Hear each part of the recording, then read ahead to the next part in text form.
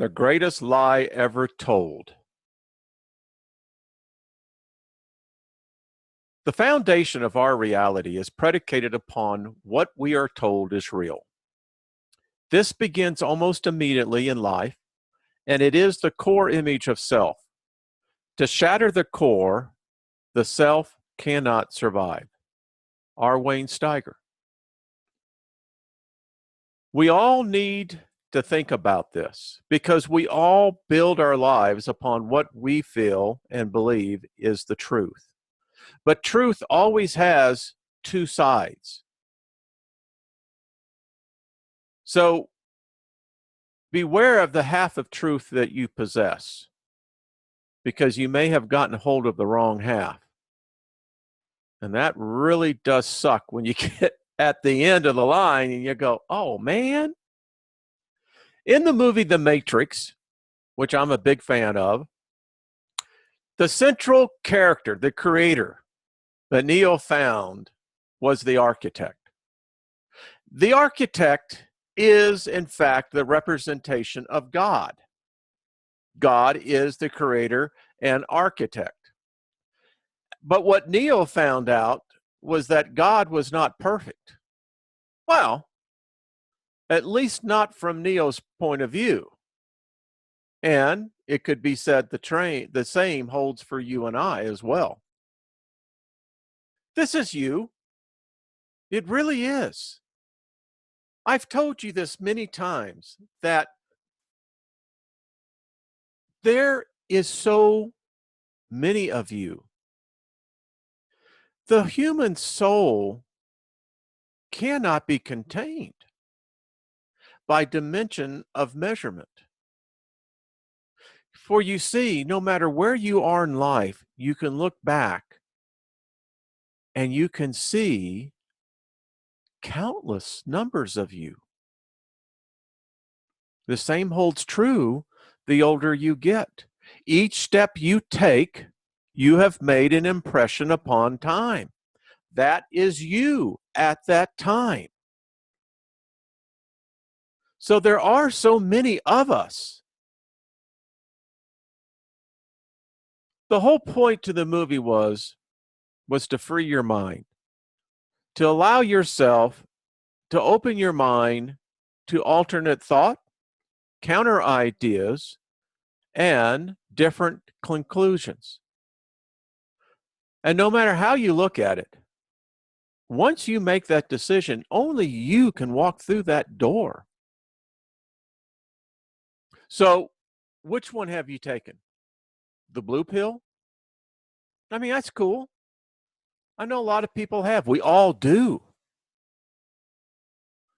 I mean, seriously, when you do take that red pill and you wake up, and when you really begin to wake up, yeah, Wonderland, yeah, I think it's like the Twilight Zone, Outer Limits. It's all combined because things are different. You're different. So the question is, do you stay asleep or do you go and finally wake up all the way? Now, I don't know how far all the way is. It's different for all different people. Some, it's a very short journey. For others, it's a journey that will take potentially millennia. I think it's important that there be no ambiguity in terminology and terms. So we're going to take the steps here to define what a lie is. Now, a lot of people have their own internal image and definition. But let's take it literally from the dictionary. A lie is a false statement made with deliberate intent to deceive. It's an intentional untruth, a falsehood. Something intended or serving to convey a false impression, an imposture. An inaccurate or false statement, a falsehood. The charge or accusation of telling a lie. To speak falsely or utter untruth knowingly, as with intent to deceive. To express what is false, convey a false impression. All right, so what is it to be deceived? It is to mislead by false appearance or statement, to delude, to be unfaithful. I love this one. Look at the archaic. To while away time. Wow. To mislead or falsely persuade others. To practice deceit. You can practice at it. You become a master at it if you want. So let's talk about imposters. All right? The action or practice of imposing fraudulently upon others. Deception using an assumed character, identity, or name as by an impostor. An incident or piece of fraudulent imposition.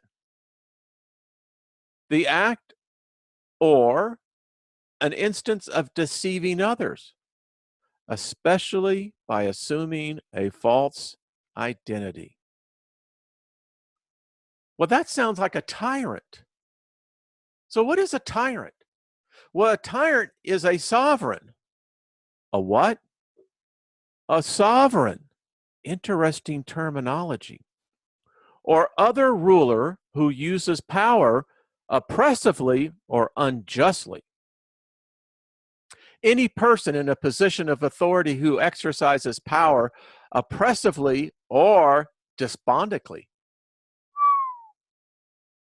A tyrannical or compulsory influence. An absolute ruler.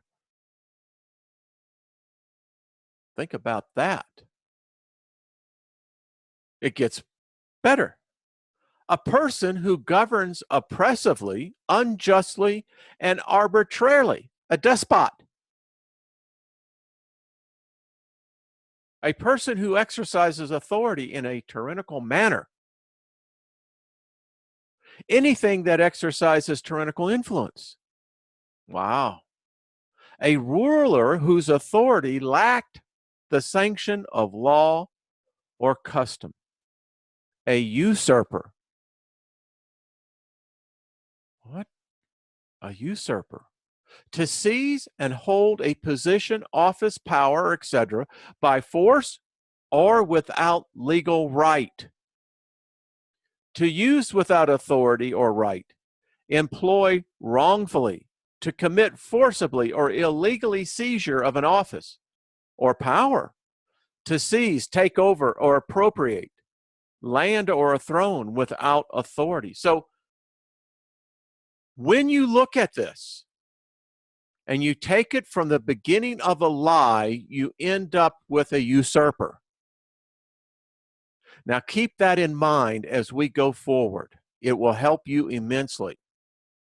So the story of Jesus is not the first story of a virgin birth. No, in fact, the actual story that was told to have happened took place in Egypt, in 2500 BC. Now, the first Christians who were called Gnostics, they were branded that. They were indeed the first Christians, knew this, and it was well understood, and they also believed we are all angels trapped here.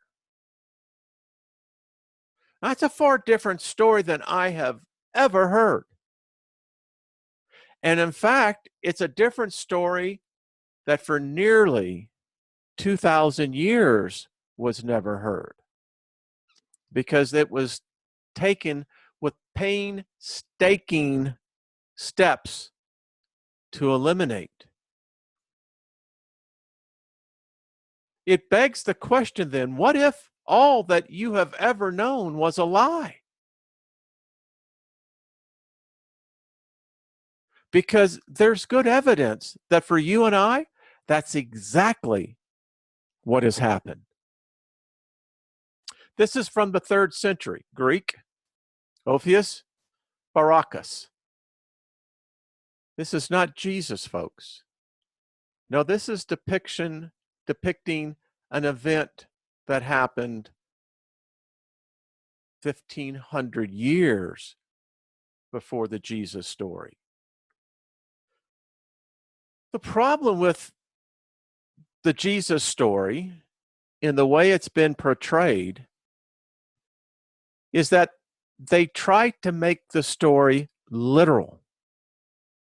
Now, understand, there were no records that were being written at the time, which makes it highly suspicious. These were well literate and educated people. There should have been a plethora of writings from this period. But I can tell you, the historical record says it looks as though someone with deliberate intent got rid of a lot of documents from the first century. A lot of documents. In fact, it is now being measured that it was during the first century,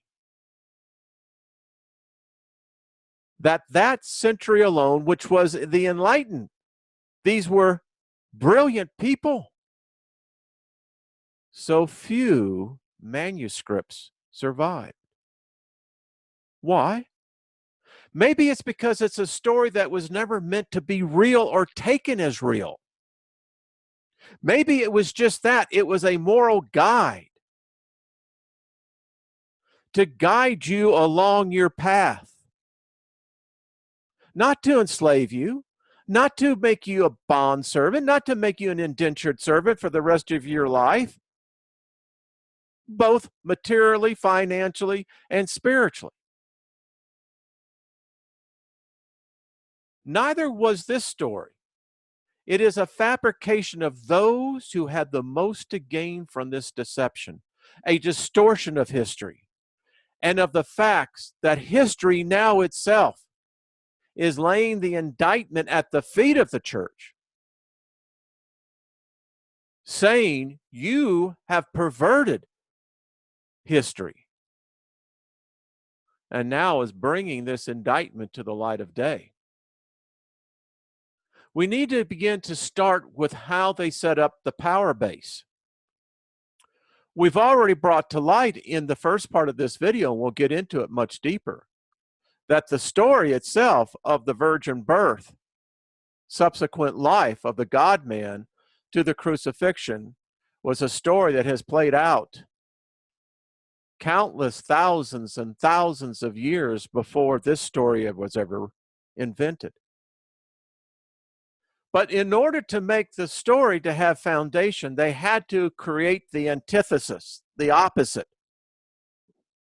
They had to create a character that was so powerful, so overwhelming, so frightening,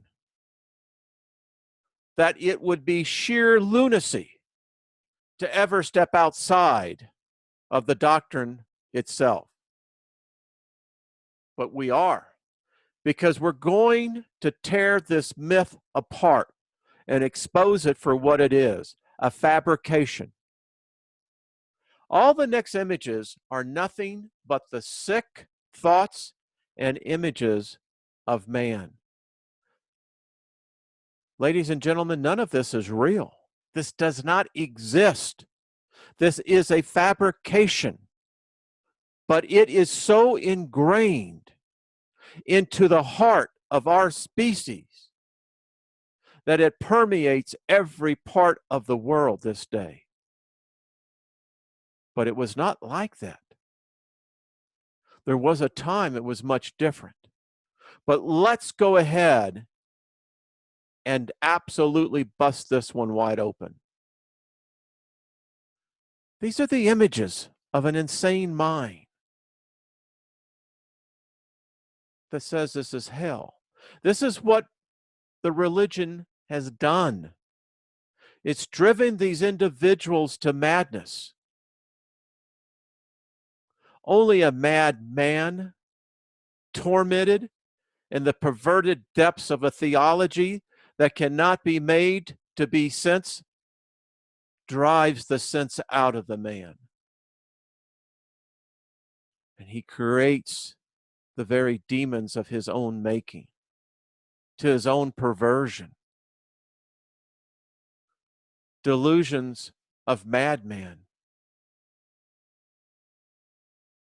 the minds of insanity that have been now imprinted upon our reality, our cores.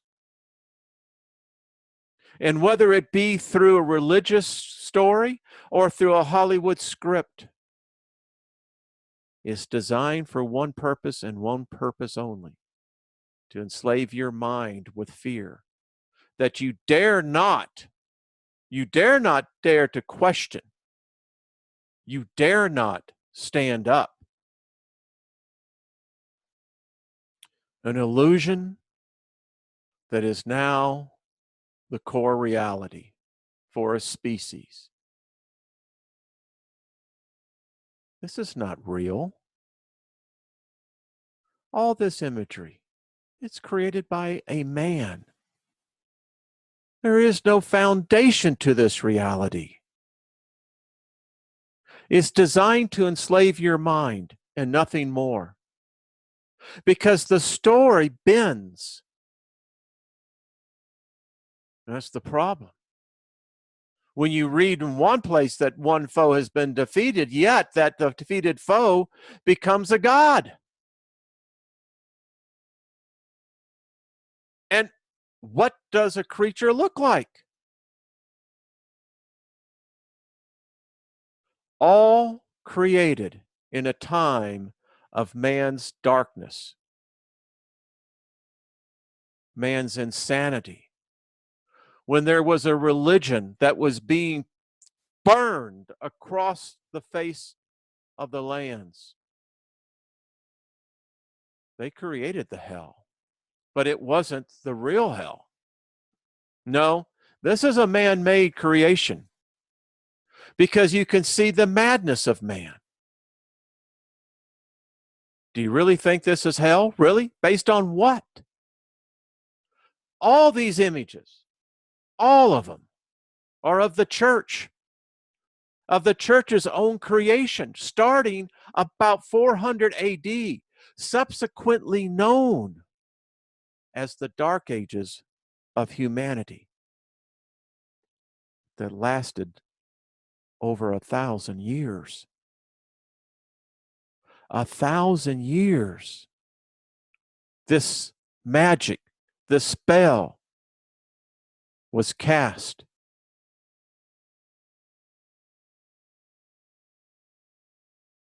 Satan? Really? At what point did this creature get elevated? At what point? And to what creature? All of this is man created. We brought this into reality.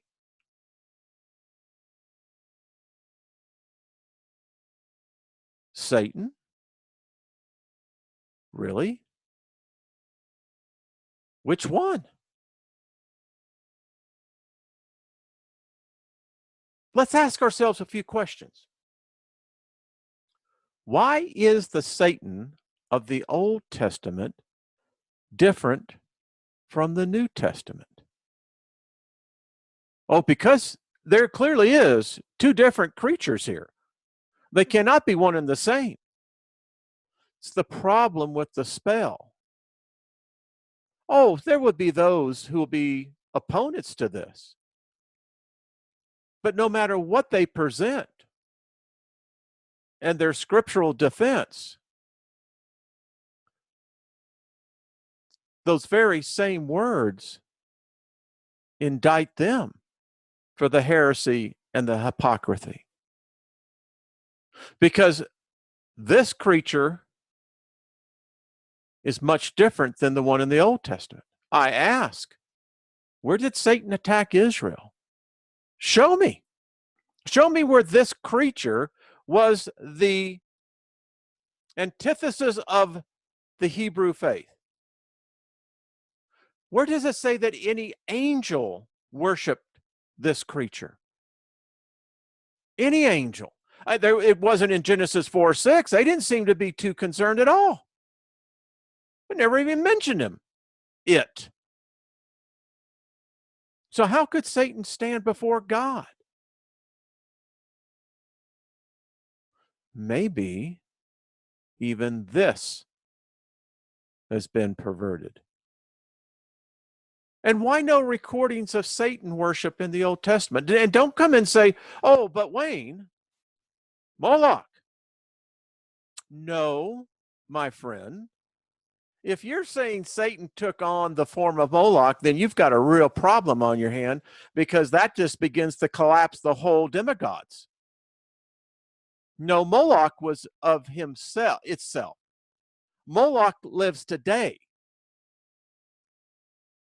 The United States, much like the children of Israel, the tribes, we sacrifice to Moloch today. We just call it abortion. And just because we haven't made a brass image in the front of every city where we bring out the fetuses to pour upon the white hot hands of Moloch, it's no different. No, that's not Satan. Where is it written that Satan was taking over the world again? Because, it seems awfully funny that once he makes the appearance, and by the way, you're saying that the serpent then is Satan? Is that what you're saying? Or is that a metaphor, an allegory? And then you get into the cockamamie thing, because, they got a problem. They knew they had a problem. Into the genealogy of Cain. You see, part of this whole mist, did Satan impregnate Eve? And Eve gave birth to an inheritor. Who knows? The story is so ambiguous. But why no other cultures worshiping Satan? I mean, seriously, where is this? Because what we've been taught today in the New Testament of this creature is a lie. It's a flat out lie. When you break free from the God spell over your mind, it's challenging. Because once the core begins to shatter, the self cannot survive. So let me just ask you practically, do you really think that this is what's beneath your house? As you're listening and watching this video, do you really think that this is what is underneath you? Really? It's designed to make you afraid. If you're afraid of something, you won't go near it. So how do you know it even is harmful? It's designed to be in fear. And listen, there is a total different way of looking at this with hell is concerned. If the Father rejects you, Father, again, where's Mother? May very well be that hell is Mother. Think about that.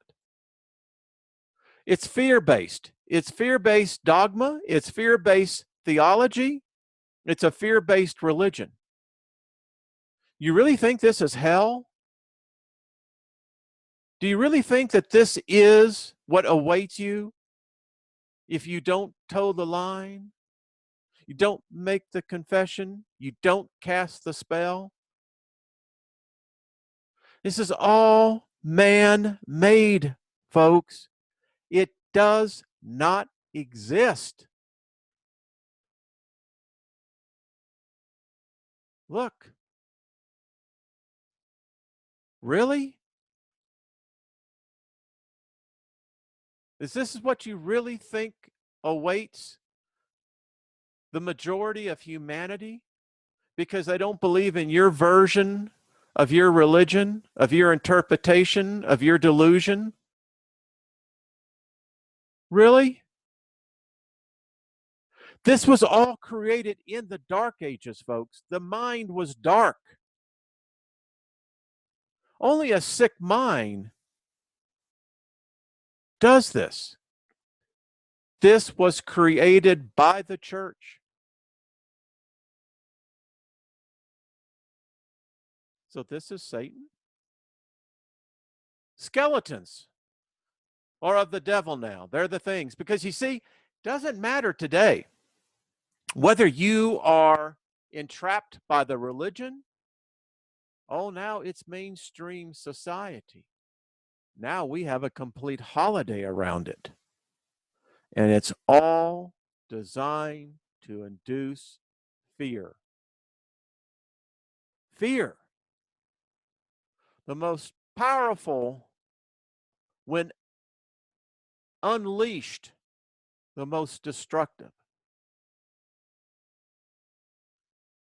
It's a lie to cause fear, to make you fearful all of your life. Seriously. It's the greatest deception ever conceived. It has regressed humanity by thousands of years. We're so far regressed in our consciousness that even the truth now is a lie. When will we wake up?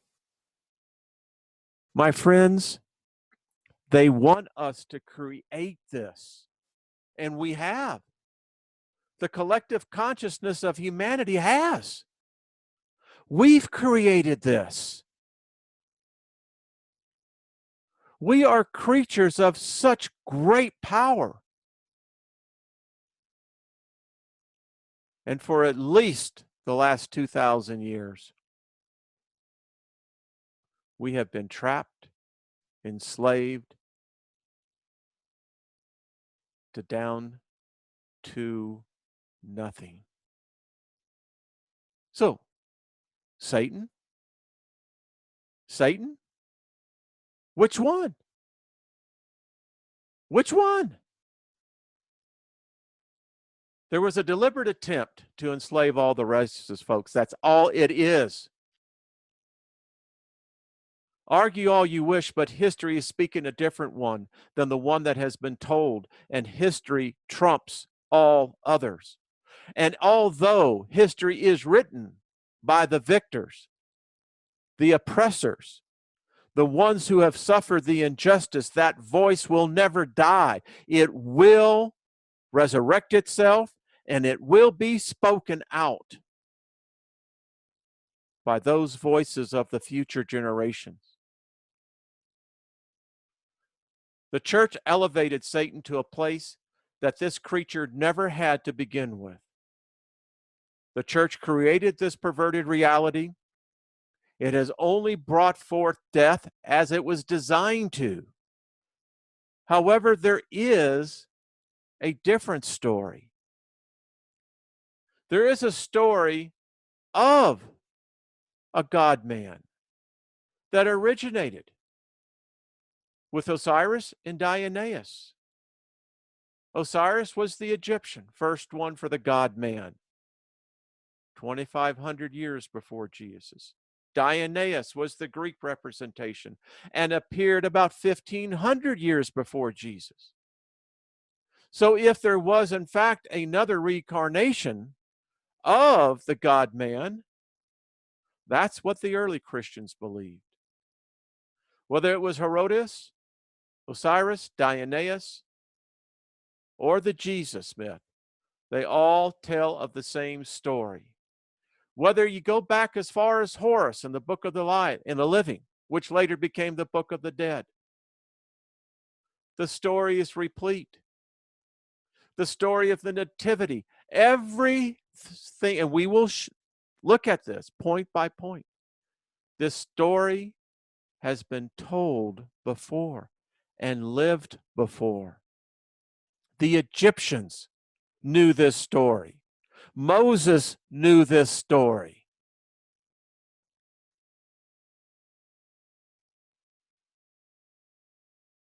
Every culture has its God-man. Every culture. And in virtually every one of these stories, the story is the same. It's all the same. Now, the original Christians were branded. They knew the story. They knew that Jesus' story was not the story to be taken literally.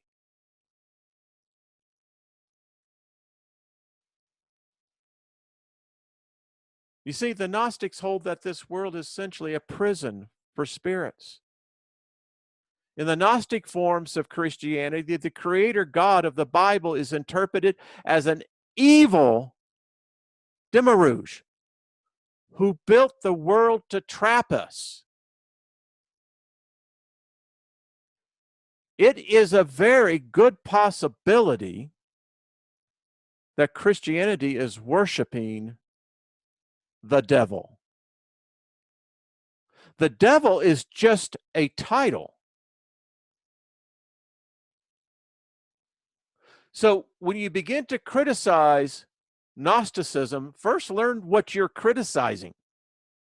Because what you're criticizing is knowledge, and that's what they want you to be afraid of. Stick with the party line. Don't go outside the line. Don't color outside the line. Stay within the line of all your study. By the line commentary, by the line teaching, by the line, by the line.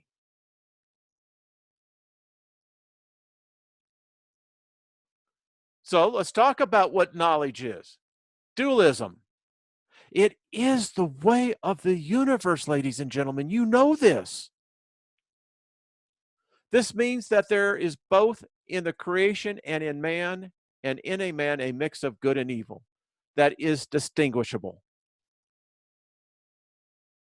And that they exist side by side. God is seen as being two different gods. There is a God who created, and then there's a secret God who is unknowable, the infinite being. Now, in cosmology, the origin of the universe, in creation, there is a contrast of spheres, often called light versus darkness, spirit versus flesh, and knowledge versus ignorance.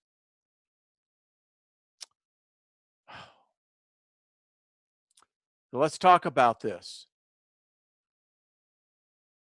Earlier, the demiurge, as the symbol of the developing ego, was good, just ignorant of the existence of the unconsciousness, which the Godhead symbolizes. Gnosticism long ago projected this state of affairs into the heavens in the form of metaphysical drama, ego consciousness appearing as the vain demiurge, who fancies himself the sole creator of the world, and the self as the highest unknowable God, which emanation of the demiurge. Indeed, to be ignorant of the unconscious, the demiurge must symbolize a fully developed ego, for otherwise the ego would not be sufficiently severed from the unconsciousness to be oblivious to it. Now, the demiurge is evil, folks. Though the demiurge still symbolizes the ego and not, say, the shadow archetype, the assessment of the material world as evil makes its creator evil too. Where Jung implicitly equates the demiurge with the devil, von Franz, as quoted, does so explicitly. In Gnosticism, there was Elohim, a high God who was good and completely spiritual and who was not involved in creation, which was brought about by the evil Yahweh, whom they interpreted as being Luciferian, a devilish figure. Are you understanding the key core difference? Early Christians would have never worshiped the Hebrew God. Never.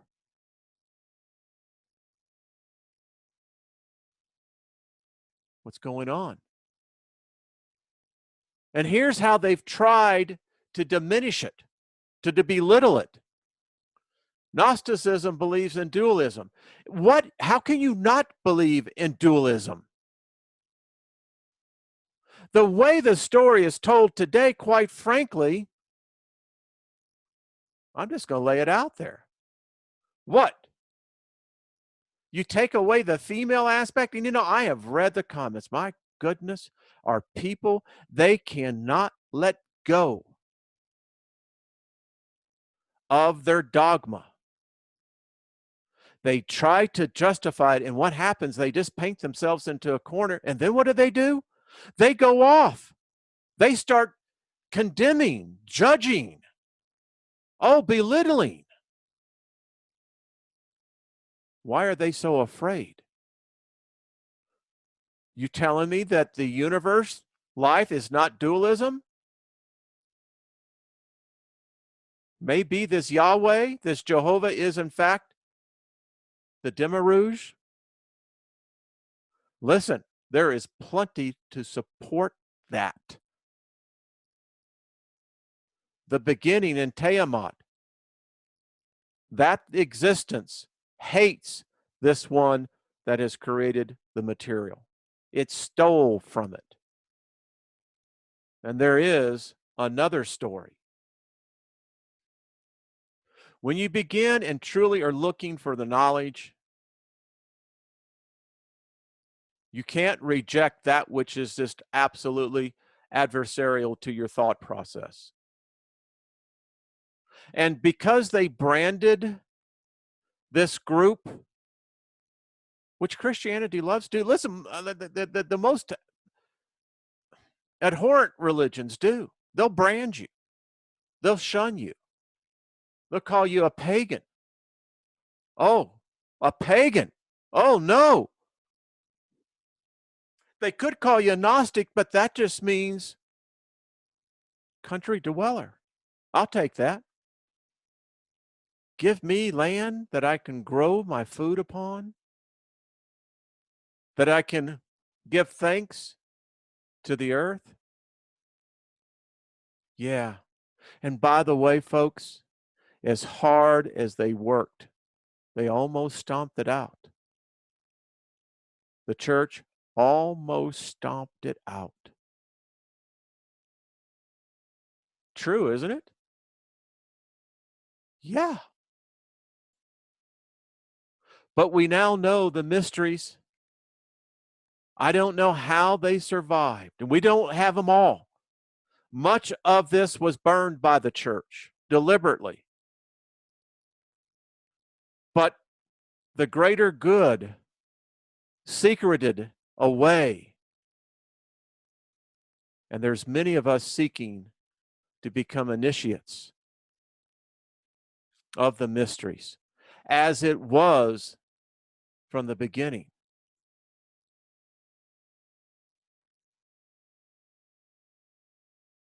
This is the Assassin's Creed. I have studied the ancient pagan faiths that came before this more recent obsession with a single divine creator. They seem to have focused more on the fundamental forces at play in the world around us and less arbitrarily on moral rules. The sun rises in the morning, sets in the evening. The tide ebbs and flows. Grass grows, withers, dies, and then in time emerges from the ground once more. The air turns warm, then cools back again. Some hidden energy keeps us fitted to the ground and pulls us back when we attempt to leave. Each of these movements were represented before by a god or goddess. Each force was given face, but recognized as something distinct and powerful, which is not to say that there were not connections between these forces, a pantheon of individual spirits, of rules, invisible hands guiding the progress of the world around us. And so here, there was an attempt to categorize, study, explain, and understand the way things work, even if it was flawed, but no more. Now we ask to succumb to a far more simplified explanation. How naive to believe that there might be a single answer to every question, every mystery, that there exists a lone divine light which runs above all. They say it is the light that brings love and truth. I say it is a light that blinds us, that forces us to stumble about in ignorance. I long for the day when men turn away from the invisible monsters and once more embrace a more rational view of the world. But these new religions are so convenient and promise such terrible punishment should one reject them. I worry that fear shall keep us stuck to what is surely the greatest lie ever told. Accusing a pagan of worshiping Satan is like accusing an atheist of worshiping God. So what is a pagan? Contrary to what you and many have been told, this religious symbol is used by a large number of people who share a common belief in the sanctity of life. They don't sacrifice living things for any reason. They do not worship the Christian Satan, nor do they revere any similar figure. Most do not even recognize the existence of Satan. They do not cast spells to cause evil to befall others. They believe that causing evil will bring evil back to the one who causes it. Their religion is based on nature and is founded on the belief that the whole world is interrelated, that everyone is responsible for their own actions, and that the peace, love, and tolerance for everyone should be encouraged everywhere. I don't have a problem to say I am one of them. When the Nag Hammadi text was brought out, we suddenly realized that there is a different story, a different version, a different viewpoint. One that has been fought to be burned out of our consciousness. The truth doesn't cost anything, but a lie will cost you everything, including your soul. So let's just do a real quick review here as we end this out, okay? Either the devil really has perfected the art of diabolical mimicry, or there is a mystery to be solved here. Let's review the evidence. Jesus is the Savior of mankind, God-man, the Son of God, equal with the Father. So is Osiris and Dionysus. Jesus is born of a mortal virgin who after her death ascends to heaven and is honored as a divine being, as it was 2,500 years ago. Jesus is born in a cave on the 25th of December, or many said maybe possibly January 6th, as was Osiris. The birth of Jesus is prophesied by a star, so is the birth of Osiris. Jesus is born in Bethlehem, which is shaded by a grove sacred to Osiris. Jesus is visited by the Magi, who are followers of Osiris. The Magi brings Jesus gifts of gold, frankincense, and myrrh, which is the 6th century BCE pagans tells us is the way that they worship God. Jesus is baptized, a ritual practice for centuries in the mysteries. The holy man was baptized. Jesus with water has the same name as the pagan god of water and is born on the summer solstice, celebrated as a pagan water festival. Jesus offered his followers elements of baptism and water, air, as did the pagan mysteries. Jesus is portrayed as a quiet man with long hair and a beard. So is Osiris and Dionysus. Jesus turns water into wine at the marriage on the same day that Osiris and Dionysus was previously believed to have turned water into wine at the marriage feast. Jesus heals the sick, exorcises demons, provides miraculous meals, helps fishermen make miraculous catches of fishes, and calms the waters for his disciples. All these marvels had previously been performed by the pagan sages. Like the sages of the mysteries, Jesus is wonder worker who is not honored in his hometown. Jesus is accused of licentious behavior, as were the followers of Osiris and Dionysus. Jesus is not at first recognized as the divinity by his disciples, but then is transfigured before them in all of his glory. The same is true of Dionysus. Jesus is surrounded by the 12 disciples. So is Osiris and Dionysus. Jesus rides triumphantly into town on the donkey while the crowds wave branches. So does Osiris and Dionysus. Jesus is a just man, unjustly accused of heresy and bringing a new religion. Same thing, folks. Jesus attacks hypocrites, stands up to tyranny, and willingly goes to his death, predicting he will 3 days later rise, as do the pagan sages. Jesus is portrayed for 30 pieces of silver, the motif found in the story of Socrates. Jesus is equated with bread and wine, as is Osiris and Dionysus. Jesus' disciples symbolically eat bread and drink wine to commune with him, as do the followers of Osiris and Dionysus. Jesus is hung on a tree or crucified, as is Osiris and Dionysus. Jesus dies as a sacrifice to redeem the sins of the world. So does Osiris and Dionysus. Jesus' corpse is wrapped in linen and anointed with myrrh, as is the corpse of Osiris and Dionysus. After his death, Jesus descends to hell. Then on the third day resurrects before his disciples and ascends to heaven, where he is enthroned by God, waits to reappear at the end of time as a divine judge, as does Osiris and Dionysus. So, discounting the diabolical mimicry argument, as all sane people must, how do we explain the similarities between the pagan myths and the story of Jesus? The church father Tertullian wrote of the devil's diabolical mimicry in creating the mysteries of Mathers. He was another holy man, just like Jesus.